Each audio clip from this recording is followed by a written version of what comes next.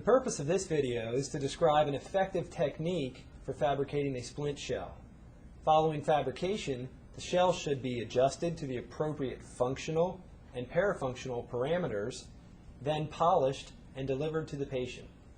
This demonstration will show a mandibular splint.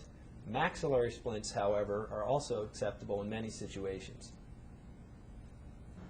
So let's go ahead and get started. What we're going to need is well-groomed models mounted on an articulator, and we're going to want to set our condylar inclination on that articulator. We're going to want some articulating ribbon, 2 different colors. We want a mechanical pencil, spatula, a clearance guide, a former, which is going to help shape our splint. We're going to want to use gloves today, which will just keep the monomer off of our hands. We're also going to use 2 sizes of dappen dishes, small dappen dish and a large dappen dish. We're going to use acetate to separate the splint from the upper teeth. We're going to use rubber sep to also separate the splint from the lower teeth. We're going to use a putty ball to hold the splint in place. For acrylic, we're going to be using cold pack monomer and cold pack polymer, and we prefer to have the monomer chilled as it gives us a little bit more working time. Additionally, if necessary, we're going to use weatherstripping as a blockout material. You could also use wax for that instance.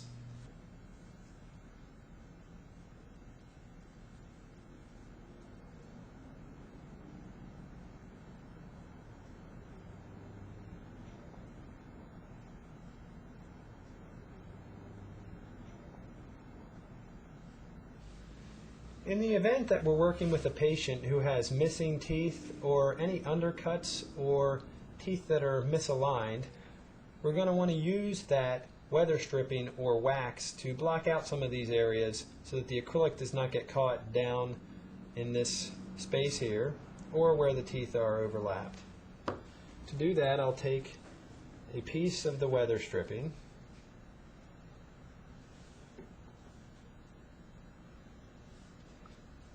I'll go into any undercuts, for instance on the mesial of this molar, and I'll just reduce that undercut.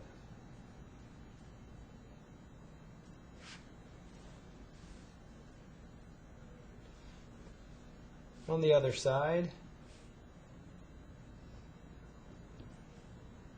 we'll do the same on the other molar here. And in this case, we're going to fill in a gap here that could lock acrylic into it. Now this model is ready to have rubber sep placed on it. We can set it aside and start forming our splint. Okay, the first thing we're going to do with the articulator is set the clearance for our splint. In excursive movements, we're going to want a good 2 millimeters of clearance between the teeth. To do that, what I'm going to do is unlock the centric latches and take the articulator into an excursive movement. And at that point, I'm going to see that I have enough clearance. I'm going to use this clearance guide to go ahead and measure how much clearance I have. What I'm going to do is open the pin a little bit, about 3 millimeters there. I'm going to check the excursive clearance. I think I still want a little bit more. So I'm going to put the 2 millimeter guide between the posterior teeth, and I'm going to drop that pin down a little bit more.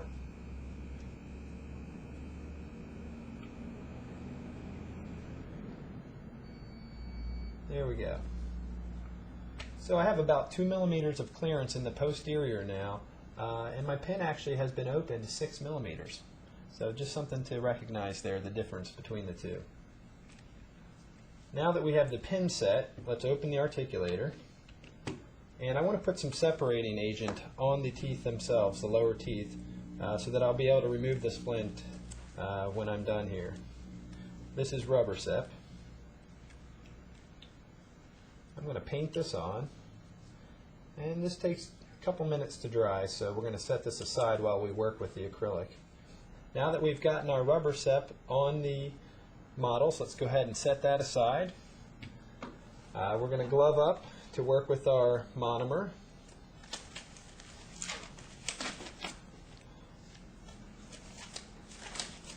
And let's get our large and small dapping dishes and our monomer ready. And here's our polymer. We're also going to need our spatula to mix this. We're going to be real careful today when we're doing any mixing to keep the amount of air that we're incorporating to a minimum. We want to keep the bubbles down. So let's start by adding one increment of monomer. That'll be one dapping dish full of monomer.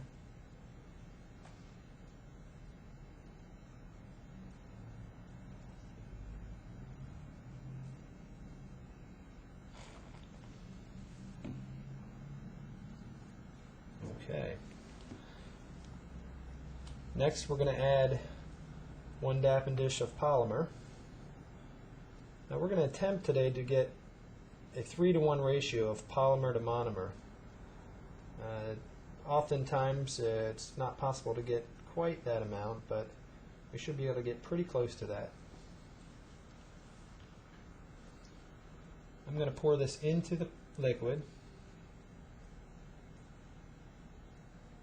And before I add more, I want to make sure we've reduced the amount of air bubbles that are in here.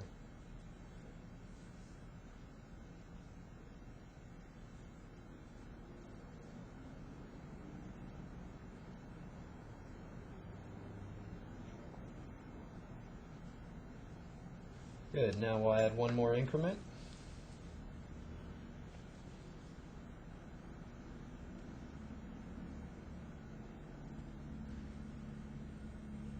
As I add each increment, it's going to be a little more difficult to incorporate the powder, and it's going to take a little bit more time.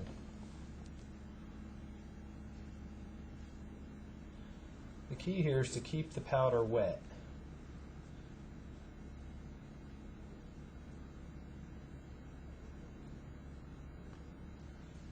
So there's our second increment of powder. And I'm being real careful just to mix this without being too vigorous and incorporating any air. That'll become real important on the third increment. And so that's well mixed. And let's add the third.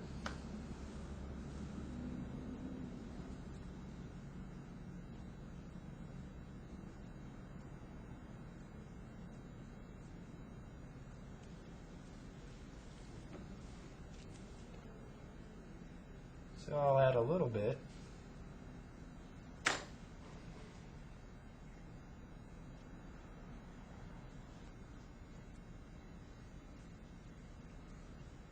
just coming through with my spatula, really trying to avoid incorporating any air. So at this point, we're going to let this get to the doughy stage, and then we're going to bring it to our former to shape it so we can put it on the articulator. Okay, so let's have a look at our acrylic. It's been about 3 minutes. The outer surface is starting to set a little bit. The inner surface is probably a little bit cooler right now. I'm able to start separating this from the bowl. What I'm going to do is just knead this a little bit, just to loosen it up, make it into one mass, and just to get an idea of how set it is right now.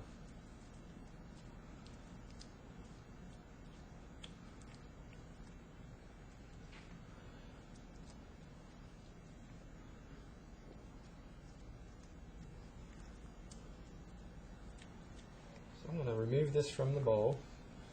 Probably have a little excess here. I'm going to take some of this material off. Very good.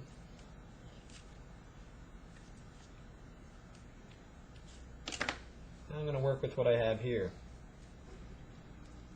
I'm going to take this mass of acrylic, and now I'm going to bring the former in. This former is more or less an ideal shape for a splint. I'm going to take this mass of acrylic, place it in the former, almost as if I were filling an alginate impression. I'm going to start at the corner. I'm going to press this into the former. I'm going to work my way around the former.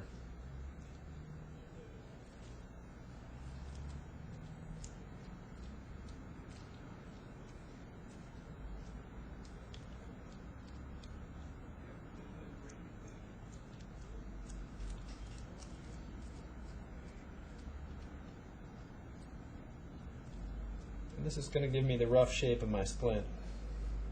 Any excess material on here I can remove.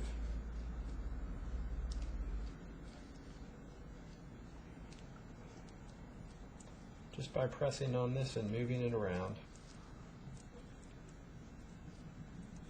And so right here I have a little excess. I'm just going to remove that off.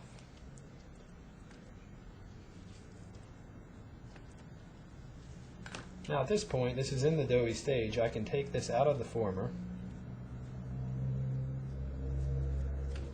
and I have the rough shape of my splint now. And I'm going to bring the articulator in and place that. So I'm going to take it, flip it over.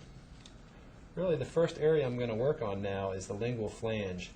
And what I'm doing is I'm adapting the lingual flange to the lingual aspect of the lower teeth and the lingual gingiva. And I've adapted that well. I'm going to take this putty ball, I'm going to roll this putty ball up, I'm going to place it right down in the tongue space. I'm pressing this in there. Now I'm going to press down with my thumb, and that presses laterally and keeps this acrylic against the teeth. At this point, I can compress the occlusal surface. Now my acrylic's starting to warm, and I can sense that it's getting a little firmer. I'm going to bring in my acetate sheet.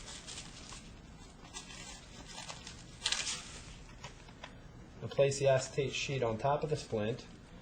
And since I have my pin set already, I'm going to close this down until the pin hits the table.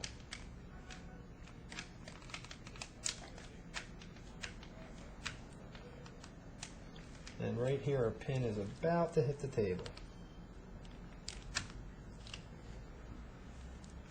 And what I want to do now is remove the sheet and just close it in a little bit more. And you can see our pin is roughly at the table right there when I hold it together.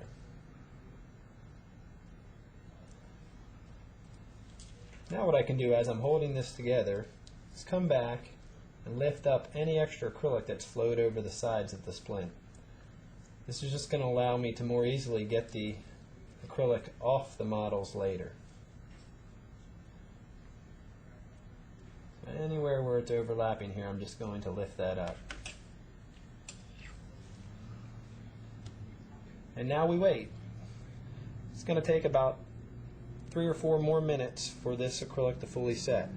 At that point we can come back and do some gross adjustment of the excess material buccal to the teeth here, and we can also then come back and adjust the occlusal surfaces and really refine the splint to be taken to the patient's mouth. It's been 4 minutes. Our acrylic is now very firm. What I want to do is mark some areas that we want to trim before I remove this from the articulator. I'm going to mark the distal of the cuspid. This is an important landmark that we don't want to remove. Since we're going to have immediate posterior disclusion on this splint, we want to really maintain this cuspid contact. But posterior to that, I really want to mark the buccal aspect of the upper teeth. I know this is going to be the furthest my splint is possibly going to extend, and I may extend it even in as far as the buccal surface of the lower teeth. So I'm going to mark that on the patient's left side and on the right side, distal of the cuspid and all the way back. Okay, we have a choice now. As I open this, we can either trim this on the model, yet in some cases we're unable to get this off the model and we don't want to break the teeth. Considering if it's on here real tight, we may break multiple teeth. So if that's the case, we're going to work with this on the model until we're ready to take it to the patient. In this case today, I'm going to be able to remove this from the articulator and take it to the lathe and trim these excess areas. Before I do that, I want to mark one other thing. I want to mark the centric stops of the upper lingual cusp tips as they hit the lower splint here.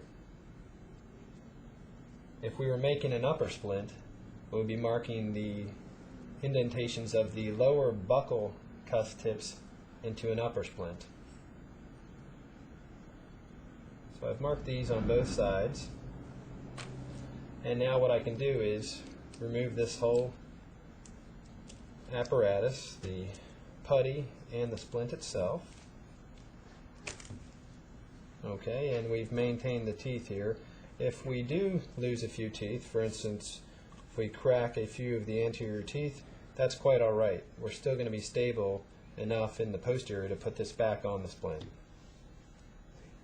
So let's go ahead and take this to the lathe, and we're going to trim anything outside the pencil lines here.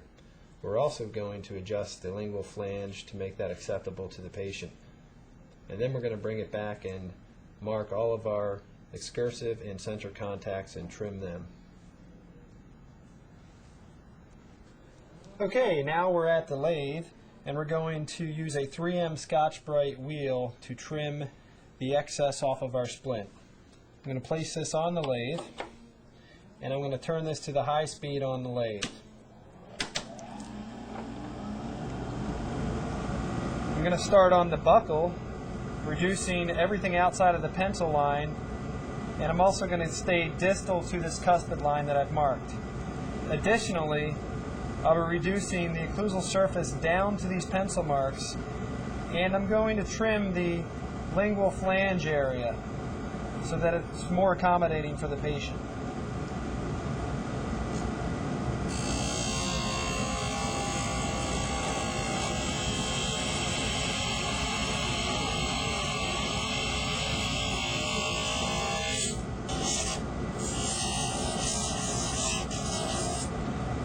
Even use the side of this Scotch-Brite wheel for the occlusal surface.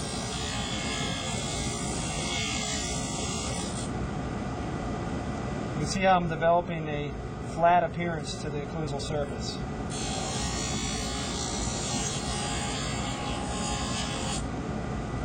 And I'm getting right down to the pencil marks, and I'm going to stop there for that part. I'm now going to come to the lingual and adjust some of the bulk of excess acrylic here.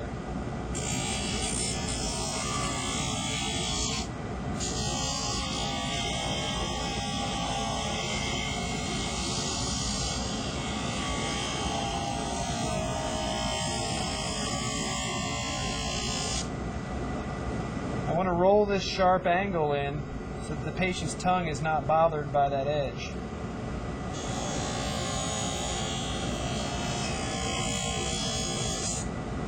Okay, I'm going to take a little bit off the facial here too to make that comfortable for the patient so it's not pushing real hard against the lip.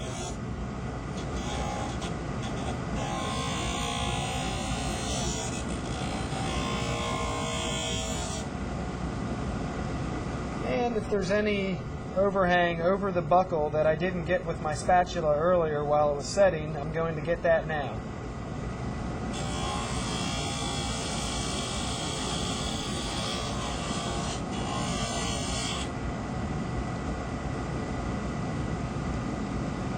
Now I have the opportunity to bring this in as far as the buccal surfaces of the lower posteriors. However, I'm not going to do that at the lathe now. I'll make that decision on the articulator. Here's our splint shell. We've brought it back from the lathe. You'll see where we've thinned out the lingual flange area. I've made a flat plane on the occlusal surface, and I've reduced these buccal areas that were overhung. I'm going to place this back on the articulator. And what I'm noticing right away as I place this on here is I'm getting a little rock and it's slightly unstable. In order to keep this in place for the rest of the adjustments, I'm going to add a little bit of wash of acrylic to the inside of the splint here and place it back on the articulator. In doing that, it's going to stay on here firmly so I can finish doing my adjustments. To do that, I'm going to use one small dapping dish with monomer,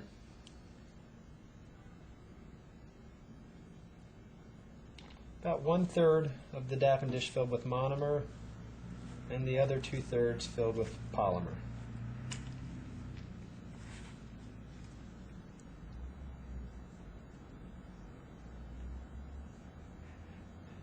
This mix is going to be a little bit more runny than what we saw earlier when we made the splint.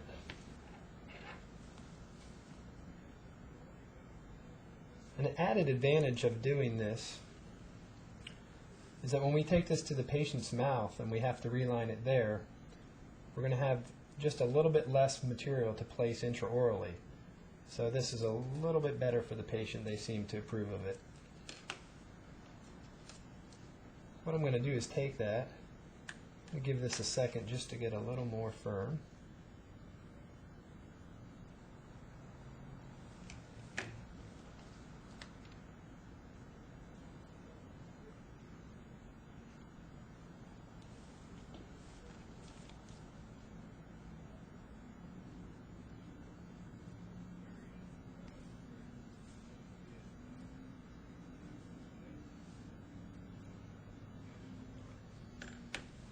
Okay, now I can run this along the inside of the splint.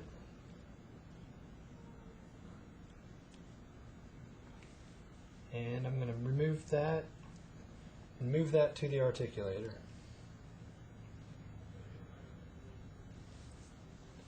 What I want to do is close the articulator into this.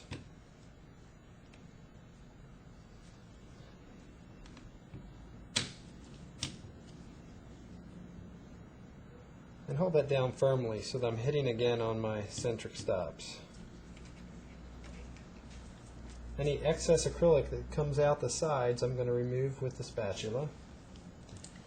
And then I'm going to turn it towards the lingual.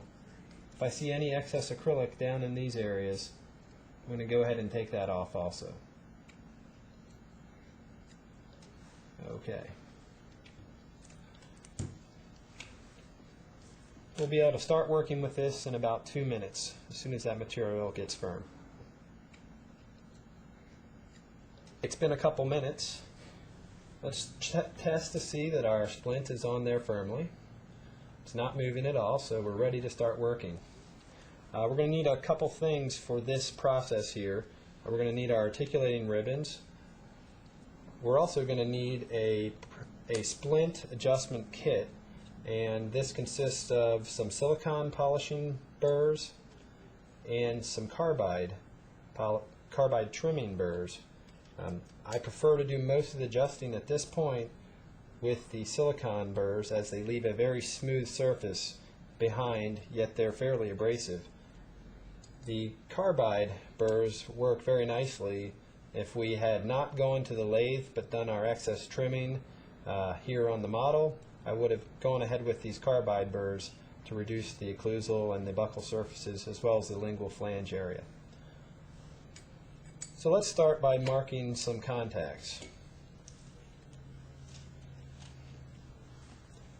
One of the things I'm going to do as I do that is just remove the pin out of the way so that it does not inhibit the marks from being made.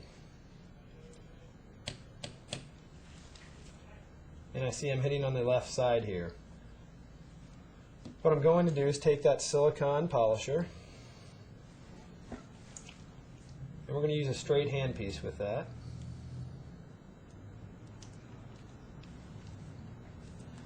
And we're just going to start by adjusting those contacts. The goal here is to reduce those contacts and see others appear.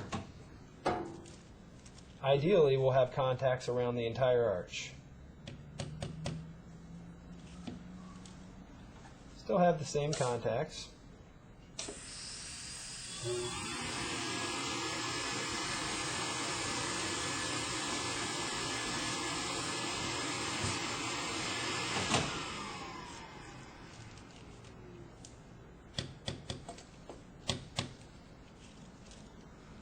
And now you can see the contacts are starting to move. We've picked up one on the patient's right side. What we're going to do is continue adjusting this until we see centric stops on all the posterior teeth and at a minimum on the cuspids for immediate posterior disclusion.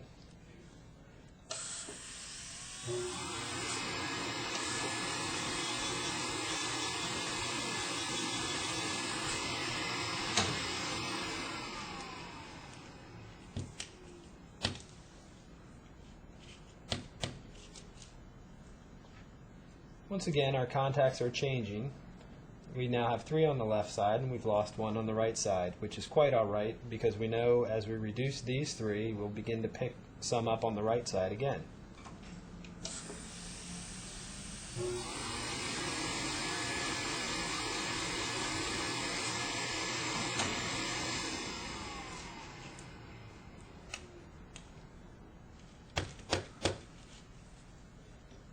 And there we go, we've got 2 on the right side now, and we still have our 3 on the left.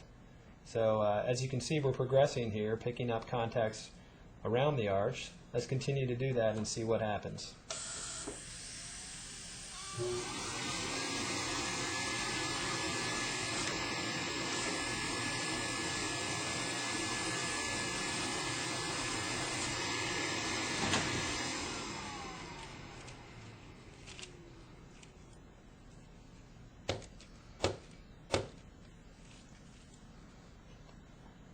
And now it looks like we've picked up a 3rd contact on the right side, and we have 2 of our 3 on the left side.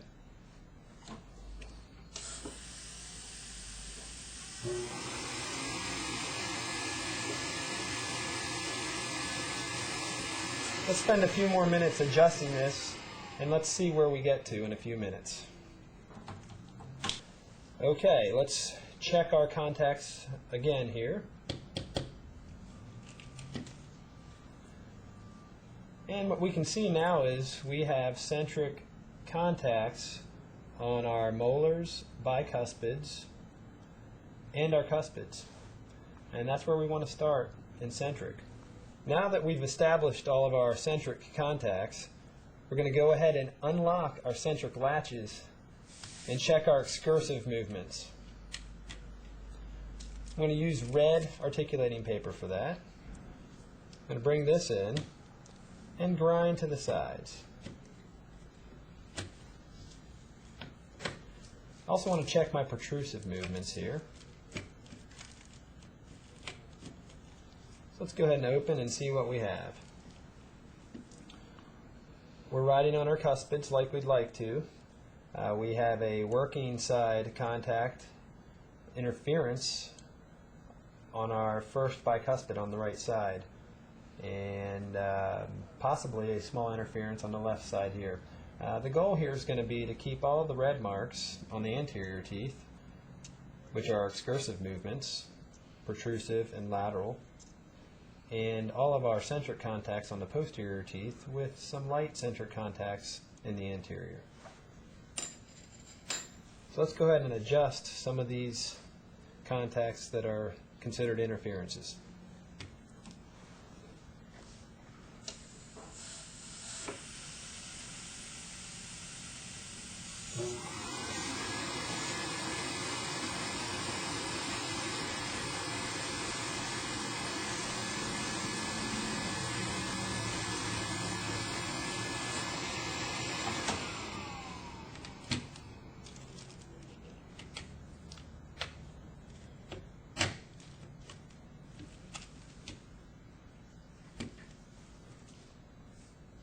Okay.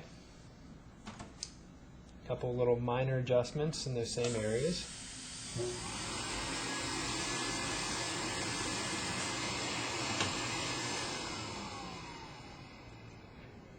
Now the next area we want to concentrate on is the anterior part of the splint.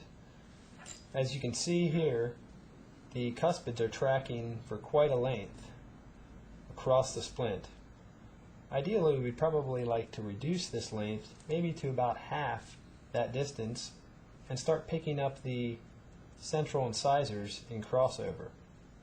In order to do that, I'm going to adjust from about 1/3 of the way across all the way to the edge of the lingual aspect of the splint here. I'm going to do that on both sides.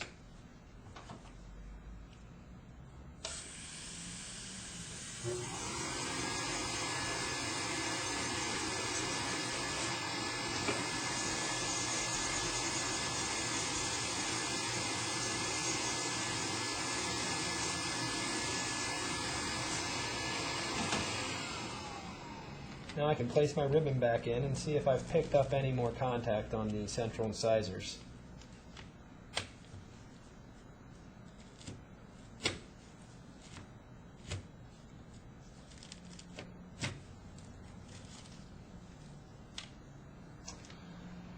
And in the case of the right cuspid, I've achieved that.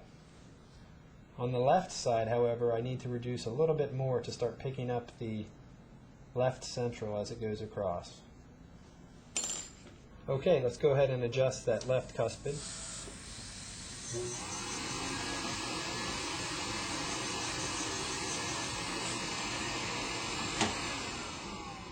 Now we can remark our centric stops.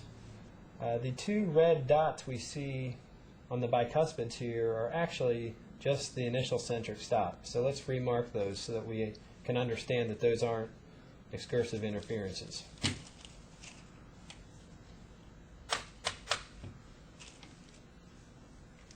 And as we can see, the blue marks have covered up those red marks.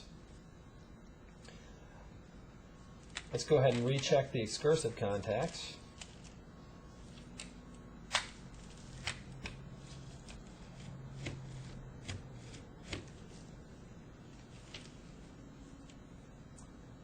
And once again, we're still a little bit long on the left side, and we're going to reduce that down a little bit more.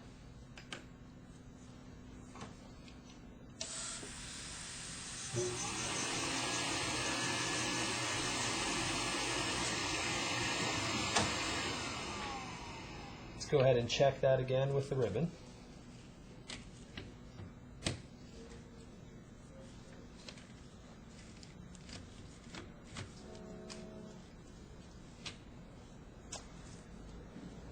And what we've achieved here, we've reduced the cuspid contact, but we have picked up some of the buccal cusp of the upper left first bicuspid. In order to pick up the central, we're going to need to reduce this excursive contact to pick up the central incisor in crossover.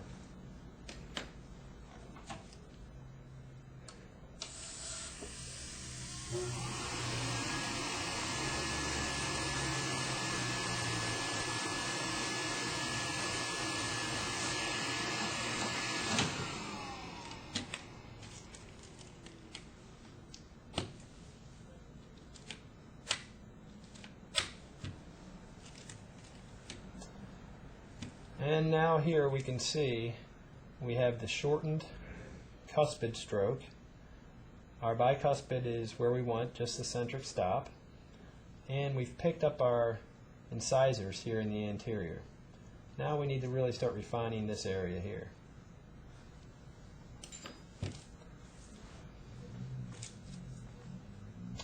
Okay, what I'm going to do here on the anterior part, any contacts that appear to be coming from a lateral incisor, like this one, I want to reduce so that they're occurring either simultaneously with the central incisor or reduce them completely so it's just on a central incisor. What I don't want to have on my splint is a situation where my lateral incisor is doing the anterior guidance by itself. A situation like that could put a little too much pressure on a lateral incisor. So what I'm going to do in this case is go ahead and begin adjusting, and it's going to take a few passes here to get this how we want it.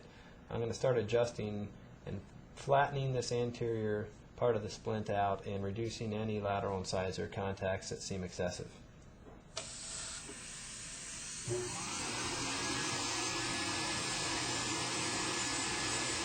Still keeping this burr nice and flat to have a smooth surface for the teeth to ride across.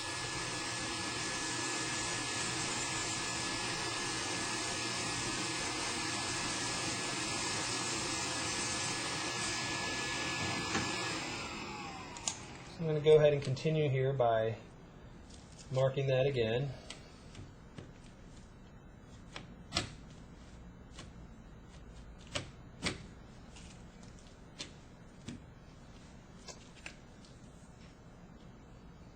And we have our protrusive and our crossover starting to form more on our central incisors here. We've lost that lateral incisor area that was a concern. So let's go in and do some more adjusting of that, and in a couple minutes we should be all set and ready to polish this up for the patient.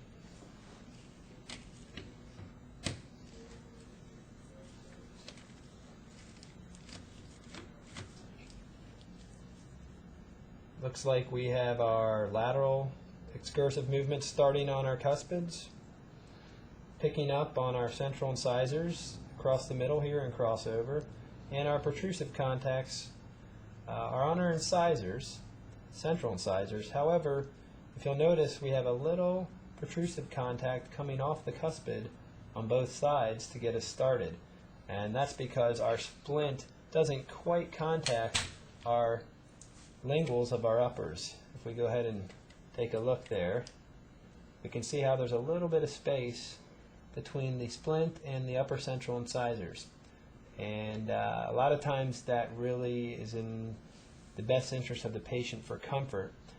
It's okay to have contacts on those centrals initially, and we really adjust that depending on patient comfort.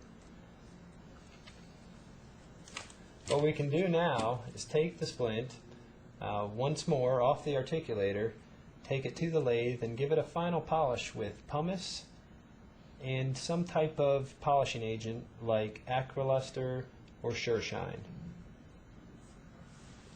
We're at the lathe now. I've mixed some flour of pumice with water. We're going to bring our splint in.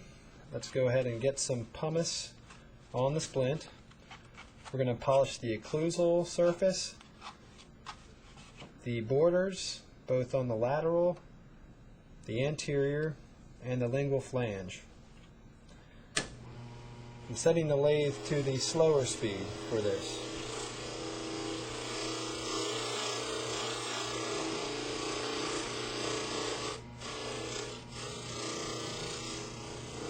Now I want to get the surface smooth here, but I don't want to dig in too hard and eliminate some of the contacts that I've worked so hard to get. So I'm just lightly going over that occlusal surface. I can put a little more pressure in the other areas that don't have occlusal contacts.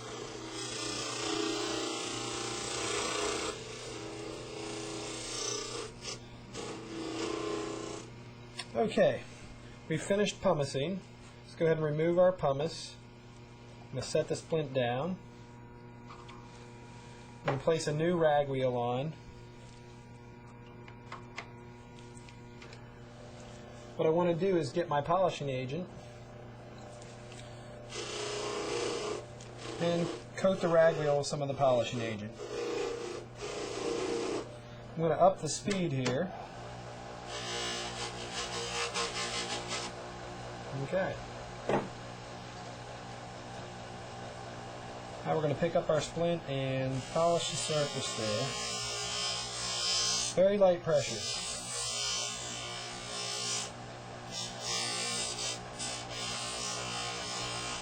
You can see how it's already picking up quite a slick surface here.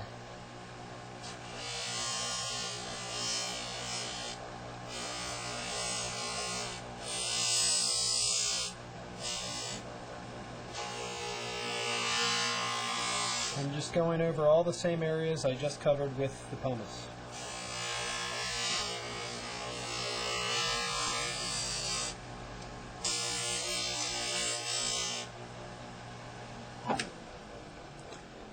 Okay, we've finished polishing the splint. We can now take it to the steamer if we have one available. Otherwise, we just need to scrub the splint real well to get any of the debris that's built up on the inside. Okay, we've brought our splint back from the lathe. We've used our pumice and our aqualuster, and it's given us a nice glossy appearance.